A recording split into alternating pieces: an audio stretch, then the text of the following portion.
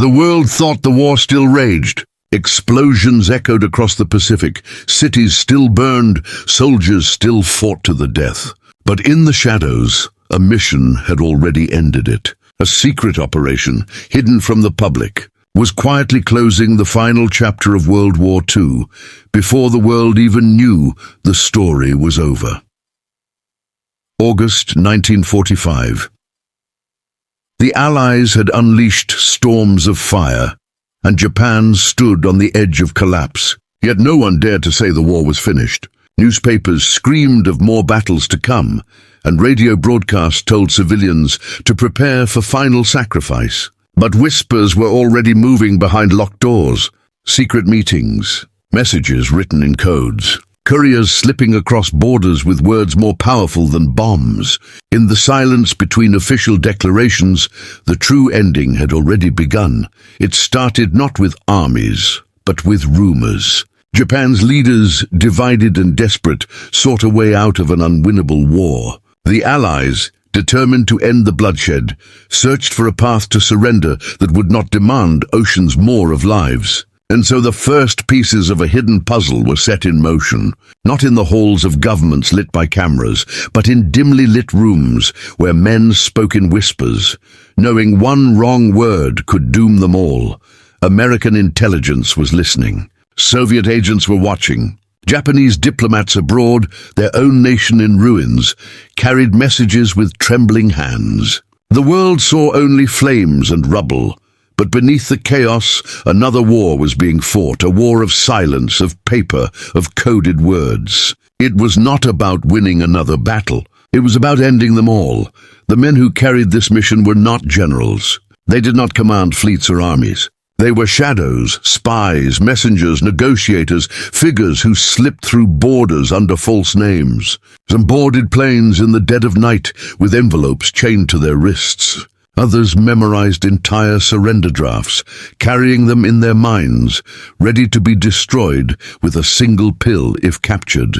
To the public, the war had weeks left. To these men, the end was already a living thing, crawling closer with every secret word exchanged. And yet, every move was dangerous. If word leaked, if soldiers or citizens discovered surrender was already being arranged, chaos could erupt. Fanatics within the Japanese military swore to fight until the last man. If they discovered the truth too soon, they could overthrow the government itself. So the mission remained buried under layers of secrecy.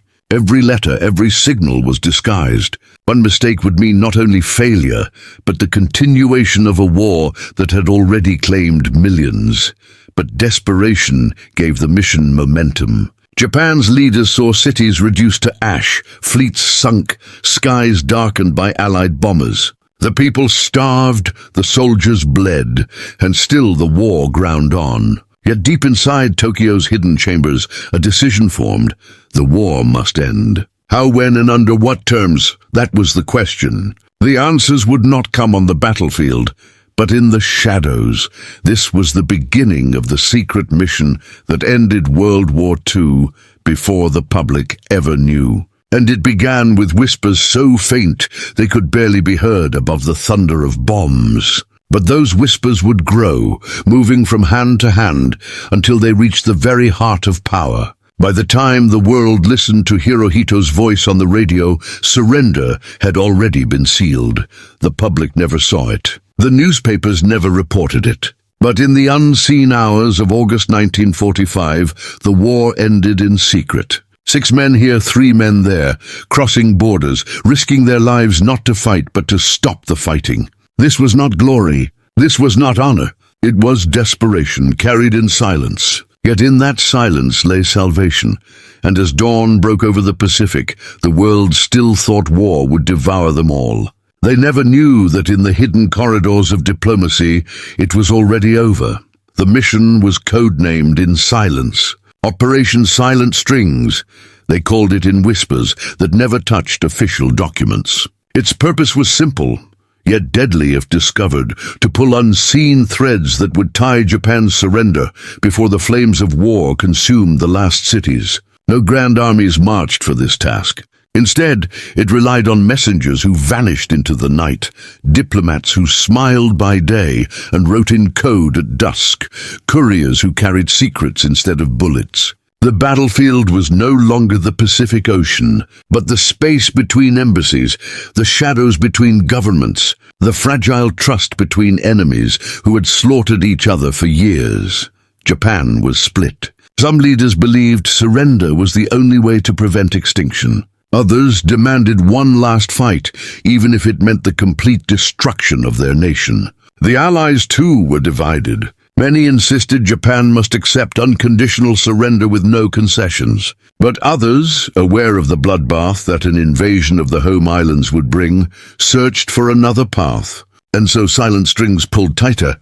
Threading through Moscow, Washington, and Tokyo, the Soviets, officially neutral with Japan until days before their invasion of Manchuria, became the silent stage for much of this operation. Japanese diplomats in Moscow whispered to Soviet officials, hoping Stalin would mediate a softer surrender. But the Soviets had no intention of mercy. They delayed, deceived, and prepared their own strike while pretending to listen. Every hour wasted in Moscow was another hour of Japanese cities burning. Yet those wasted hours pushed Japan closer to desperation, and desperation gave the Allies leverage. Messages crossed oceans in code. One courier left Tokyo with instructions sewn into the lining of his suit. Another boarded a flight under a false name, his only luggage, a locked case chained to his wrist. If caught, there would be no trial, only a quiet execution, the secret erased before it could spread. Still they went, because each delivery carried more weight than any bomb. Each piece of paper could end millions of lives. Then came Hiroshima. On August 6th, the world split open. One plane, one bomb. A city turned to ash in an instant. Over 70,000 lives erased before sunrise. The shockwaves of destruction traveled faster than sound, faster than light. It traveled into the very core of silent strings. The mission was no longer just an effort to end the war quietly. It became a desperate race to prevent a second Hiroshima. Diplomats who once bargained cautiously now trembled with urgency. The Japanese Foreign Ministry sent coded messages declaring the need for peace with honor, their words reaching across wires and waves even as Hiroshima smoldered. Some argued surrender had to come at once. Others demanded conditions. The emperor must remain untouched. Japan must keep its soul. Every word carried risk, every hesitation another graveyard.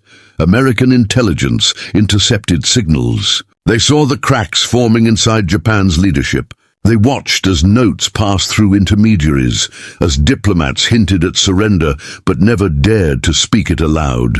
Silent strings tightened further, and still the bombs fell.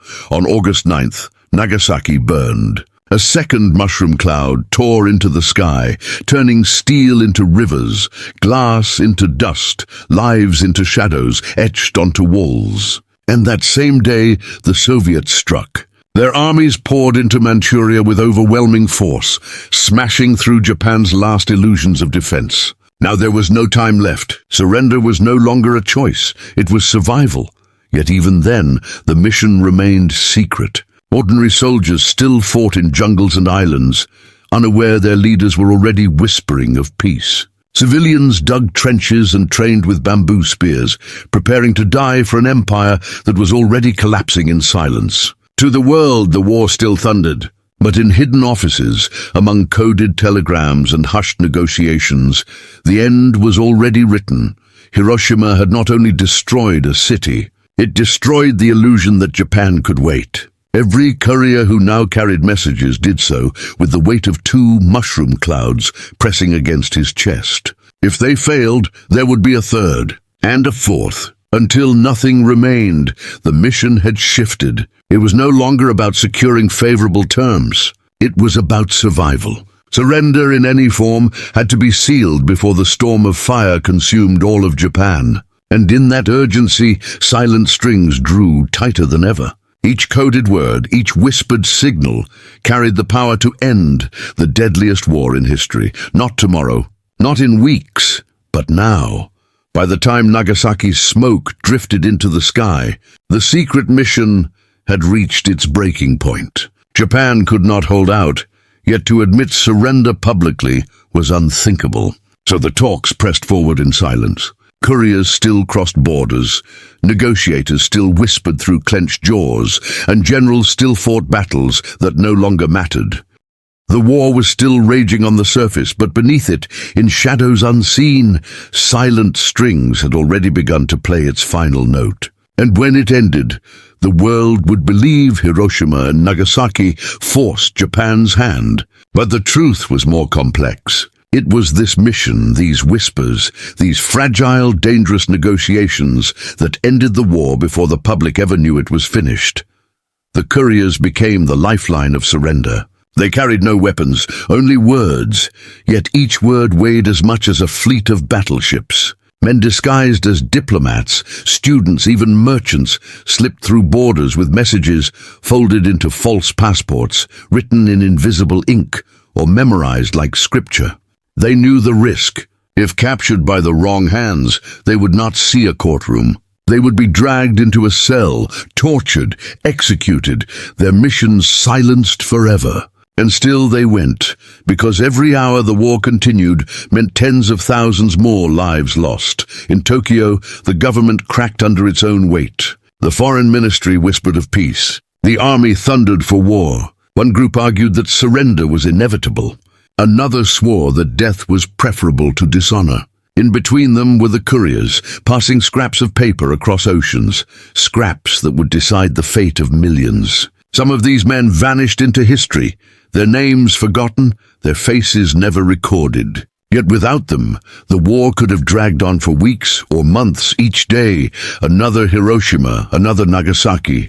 Even as their words traveled, resistance boiled. In August 1945, many Japanese officers still dreamed of one last battle. They spoke of Ketsugo, the decisive operation, a plan to repel an American invasion with suicide attacks, civilians armed with bamboo spears, kamikaze strikes from every direction. They believed Japan could bleed the enemy so badly that better surrender terms would follow.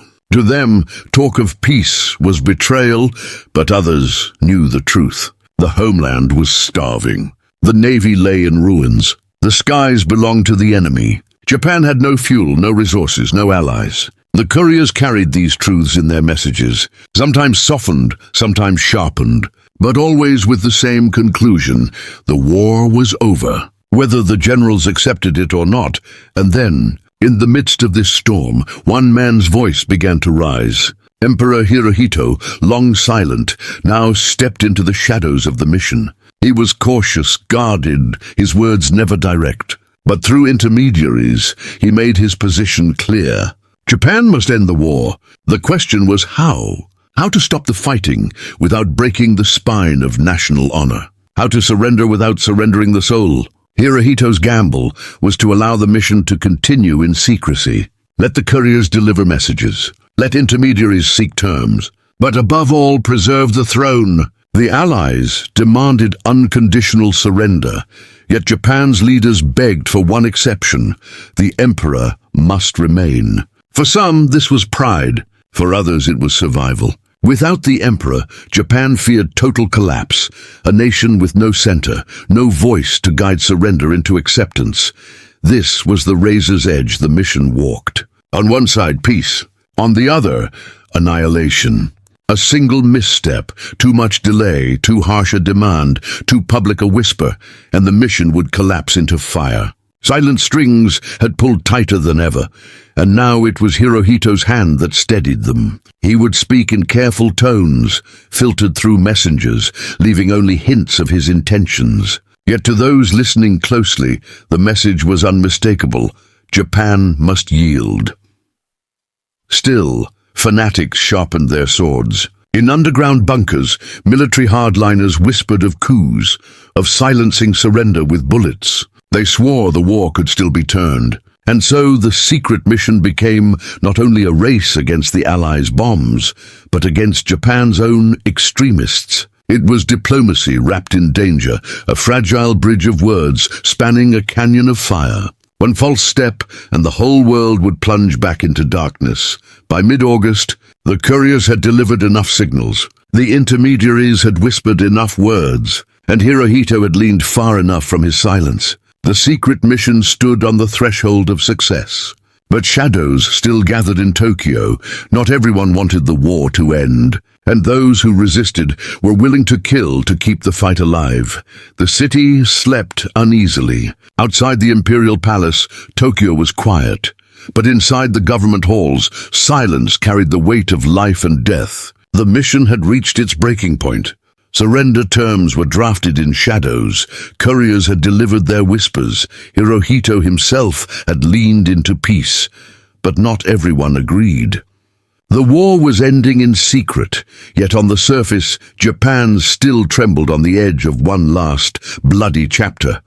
The generals were furious. They spoke of loyalty, of sacrifice, of an empire that could not yield while a single soldier still held a rifle. Some believed the bombings of Hiroshima and Nagasaki were terrible, yes, but not decisive. They clung to the fantasy of Ketsugo, the decisive operation, that Japan could still make an American invasion so costly that the Allies would negotiate softer terms. They called surrender dishonor. They called peace betrayal. In hushed meetings, they plotted to silence those who sought to end the war. Some dreamed of storming the palace itself, taking Hirohito hostage and forcing the war to continue. Rumors of coups spread like wildfire in the corridors of power. Even as diplomats and couriers tried to stitch together peace, others sharpened their swords, ready to cut those threads in blood. Meanwhile, in Allied command, time ran thin. The Americans prepared for Operation Downfall, the invasion of Japan, which promised casualties beyond imagination. Hundreds of thousands of Allied soldiers could die, perhaps millions of Japanese civilians. Every day, the secret mission bought was another day the invasion could be postponed. Every day without surrender was another day the bombers waited. The balance was fragile, the stakes unbearable. Then came Hirohito's decision. He summoned his advisors and ministers, his voice steady but quiet, his words shaping history in real time. He spoke not of conquest, not of victory, but of survival. He said the war must end, not for the sake of the military, not for the glory of the empire, but for the lives of the Japanese people. His words struck like thunder in the silence. Some bowed in grief, others clenched their fists in fury. But the emperor had spoken. Even then, surrender was not secure. The mission still had to survive the fanatics. On the night of August 14th, a group of military officers launched what would become known as the Kyujo incident, a desperate coup attempt to prevent surrender. Their plan was to seize the palace, capture the emperor's recorded speech that announced Japan's submission, and destroy it before it could be broadcast. They moved through the darkness with pistols and swords, convinced they could rewrite the future, but fate turned against them. Loyal guards stood their ground. The conspirators failed to find Hirohito's hidden recording. By dawn, the coup had collapsed. The emperor's words were safe. The mission, Silent Strings, had survived its greatest test. And then, August 15th, 1945, the world heard a sound it had never known. The voice of the Emperor of Japan. Crackling through radios, distorted but clear enough to shatter history, Hirohito announced surrender. For civilians huddled in silence, the words felt unreal. For soldiers still manning defenses, it was unthinkable. But the war was over. Officially, publicly, finally, yet the truth remained hidden. For the people, the surrender seemed sudden, born from mushroom clouds and Allied power. But in reality, the mission had already ended it days earlier. Behind the curtain of war, while fire still rained on cities, the strings had been pulled. Hirohito's voice was only the echo of decisions already made, a declaration of peace already written in secret ink. The aftermath was chaos. Soldiers refused to believe the words, some fighting on for days, weeks, even months. In distant islands, men killed and died in battles they thought still mattered. Civilians staggered through ruins, unsure if surrender meant survival or subjugation. But for the world's leaders, the war was finished. World War II had ended. not with the thunder of the last battle, but with the silence of a secret mission completed before the first words of surrender reached the airwaves.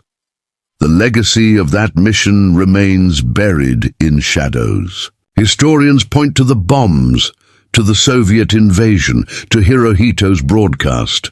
But between those landmarks lies the hidden truth, that whispers of peace, carried by couriers who risked their lives in silence, ended the war before the world knew. It was not a single moment, but a chain of invisible acts, letters written, words spoken, messages smuggled, that together unraveled the deadliest conflict in human history. This was the final victory of shadows. Not a battle to be marked on maps, not a triumph carved into monuments, but a quiet surrender, shaped in secret, sealed before the first radio crackled with Hirohito's voice. The war had ended before it ended, and yet this secret leaves one haunting question. If silence could end a world war, what other endings lie buried in history, hidden missions that changed everything long before the world was allowed to know?